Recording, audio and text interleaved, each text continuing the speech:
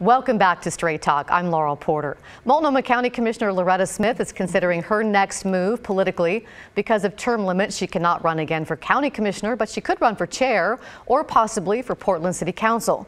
She's also made headlines recently because of allegations made by two of her former staffers. Here to talk about those issues and more, welcome to my guest, Multnomah County Commissioner Loretta Smith. Welcome back to Straight Talk. Yes. It's great to have you here. It's been a little while. Thank you for having me here, Laurel. How are you? I'm doing well, and I want to talk about your future in politics, but first, you did ask for the opportunity to respond to some comments that were made here on Straight Talk by Multnomah County Chair Deborah Kafoury regarding an investigation in the county. The investigation involved allegations from two of your former staffers who said you misused campaign funds and were abusive to staff members. How do you respond to that? What do you want viewers to know? Well, you know, unfortunately, this is what politics today looks like.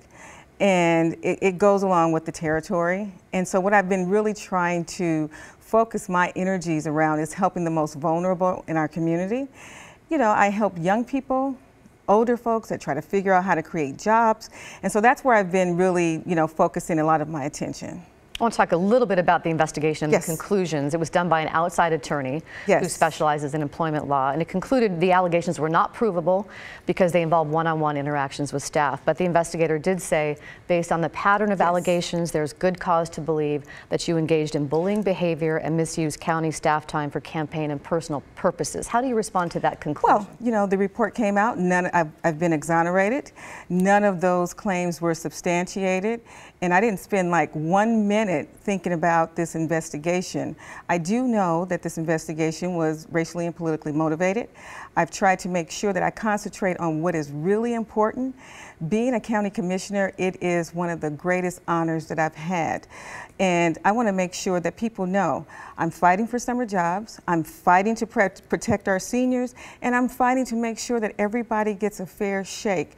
And that's why I created this inclusive fund that will help women and minorities get loans so that they can produce projects that will help them be better in life. And I know that this inclusive fund is a big, big deal because, as you know, women and minorities have a tough time gaining access to capital, and that's what we've done with my inclusive fund. So I've been spending my energy on making sure that the next 15 months that it's helping the most vulnerable in our community and to continue to engage and educate our seniors. You said the investigation was racially and politically motivated, and a group of highly respected African-American leaders came to your defense in supporting you and wrote a letter to Chair Kafoury, and I'll just read part of that letter.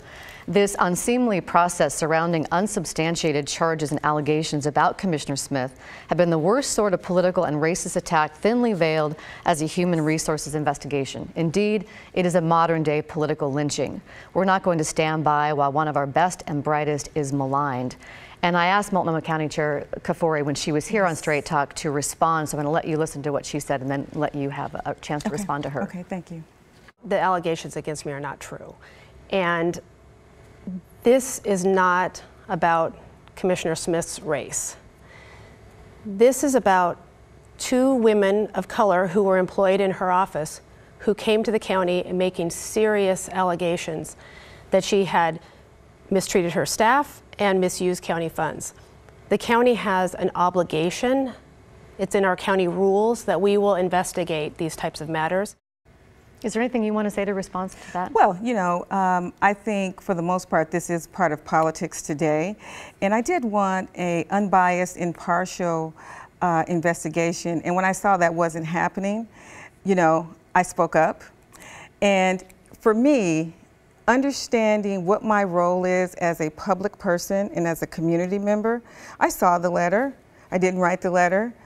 Do I believe all those, the investigation was racially and politically motivated? Oh yes, I still believe that. But I haven't been spending 1 minute of my energy focusing on that investigation. I have been focusing my time on making sure that seniors stay in their home, that we have summer jobs for our young people, because like I've told you before, I have never seen a young person doing a drive-by when they have a job. Commissioner, I want to get to that program too in a moment, but would you help us understand why you think it was racially and politically motivated? Well, going forward, the investigation found me doing no wrongdoing, and none of the claims were substantiated. This happens as a part of politics, and like I said, I don't spend a lot of time answering those questions and putting my energy towards that. I have moved on from that. I want to make sure that, one, do we have enough resources to make sure that we educate our seniors on the impacts of opioid use and abuse? This is what I've been doing. A few weeks ago, I always do this pancake breakfast. And so I decided, well, you know, we need to use this vehicle of feeding our most vulnerable seniors to educating them on issues that are important. Did you know that seniors, they have the highest rate of hospitalization because of use of opioid use and abuse? That's really surprising. It's, I read those reports and I said, that's what I need to be doing for the next 16 months. I need to figure out who can I engage and educate with this public information that I have? And I've taken advantage of it. I'm going to continue to take advantage of it. And, you know, just to answer your question, you know, am I a hard worker? Do I have a huge work ethic? Yes, I do. Do I expect my employees to be just as passionate and have a great work ethic too? Yes, I do. You know, my dad was a boxer. My mom retired as a UAW retiree. She worked double shifts to take care of me and my sisters. So I know what a work ethic is. And I know you have to have high standards and expectations. I worked for a U.S. Senator, Senator Ron Wyden, for 21 years. Started at the front desk after I graduated from Oregon State University. And so to be here as a county commissioner, I feel like, you know, I'm truly, truly blessed, and that it is my responsibility to make sure that I treat everyone with dignity and with respect. Did anything change at all in how you manage your staff since that investigation? What we want to do is to make sure that everybody's treated with dignity and respect, and give them the codes and how we should interact from management to employees. But we didn't have to, because guess what? We have a staff and we have management who know how important it is to make sure that all of our employees and that the folks who work in the departments are treated with dignity and respect. You know, it's not lost on me that there have been many allegations of how African Americans are treated at Multnomah County. But for my energy right now, I've moved forward from that investigation. I was found to have no wrongdoing done. None of those claims were substantiated. And so we have gone back to business. We never stopped. We didn't spend 1 second worrying about that. Well, let's talk about your political future, because you can't run for county commission again. So no. Are you going to run for chair against Deborah Kafoury? You know, I've seen that. I've seen some quotes from Joanne Hardesty that I'm supposed to be running against the chair. So as you know about the charter. You know we can't officially file formally until January. If we do, we'll have to, you know, resign from our seat.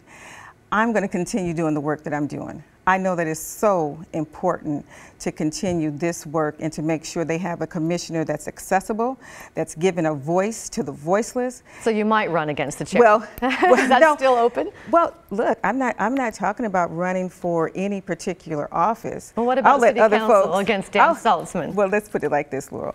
I'll let other folks speculate about what I'm going to do. I just want folks to know that I'm doing the job that I was elected to do in 2014, and that means making sure there are folks need services for homelessness, mental health, jobs, creating opportunities for people to be entrepreneurs. That's what I'm concentrating on right now. So we'll stay tuned to what you're going to do next. Now, if you want to call me back in January, okay, I'll do that. I will. But we don't have much time left, like a minute and a half. So I want to be sure to get to your summer works program. Yes, I know that's you so know, that's important to you, and we've talked about that before. The summer is ending. How did it go this year? This summer has been great and wonderful. You know, I've been the champion of this program since 2011. I've grown this program from 25 participants every year to 650 that I'm really, really proud of, because these are kids who are low income and from underserved neighborhoods. They get an opportunity to work inside Multnomah County, build those relationships, network with adults. It's from age 16 to 24.